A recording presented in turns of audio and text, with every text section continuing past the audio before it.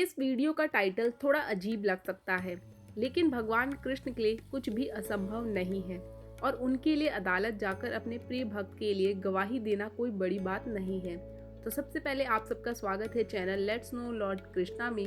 और अब जानते हैं कि आखिर वो कौन सा भक्त था जिसको बचाने के लिए भगवान गवाह बने। दरअसल इस कथा के अनुसार एक ब्राह्मण हुआ करता था। उसे किसी काम के लिए पैसों की जरूरत थी, तो उसने सोचा क्यों ना साहूकार से कुछ समय के लिए उधार ले लूं और धीरे धीरे करके किस्तों में सारा उधार चुका दूंगा।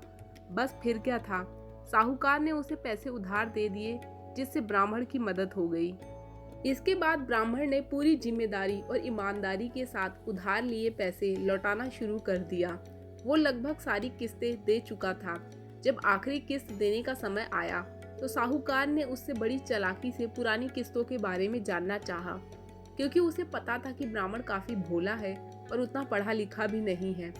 वैसे कहीं कहीं कथा में ब्राह्मण को एक केवट बताया गया है जो रघुनाथ जी का भक्त था। खैर, राम और कृष्ण है तो एक ही।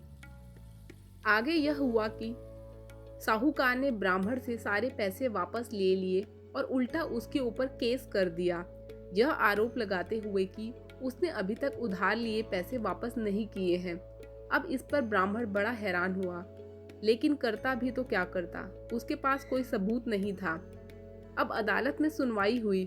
जज ने ब्राह्मण से उसका पक्ष जानना चाहा, तो उसका बस इतना ही कहना था कि उसने आखिरी किस्त को छोड़कर बाकी सभी किस्तें लौटा दी है।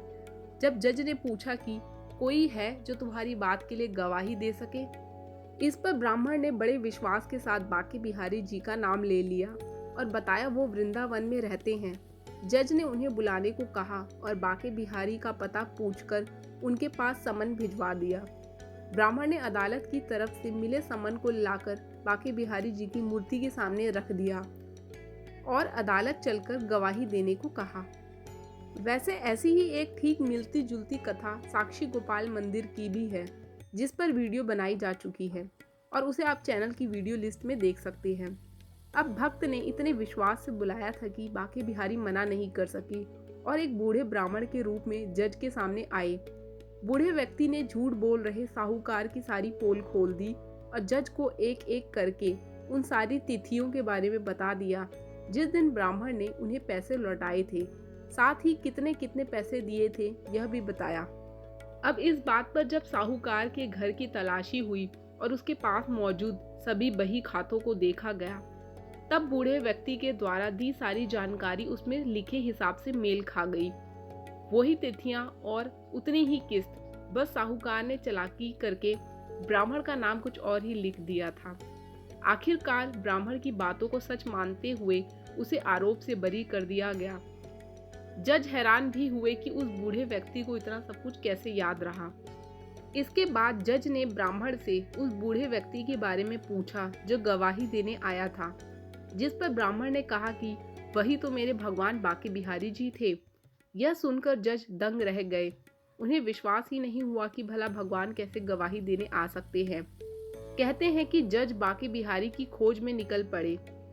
भगवान के प्रति दिल में असीम प्रेम व श्रद्धा रखते हुए उन्होंने अपना घर बार काम धंधा सब छोड़ दिया और बस बांके बिहारी जी की तलाश में चल दिए।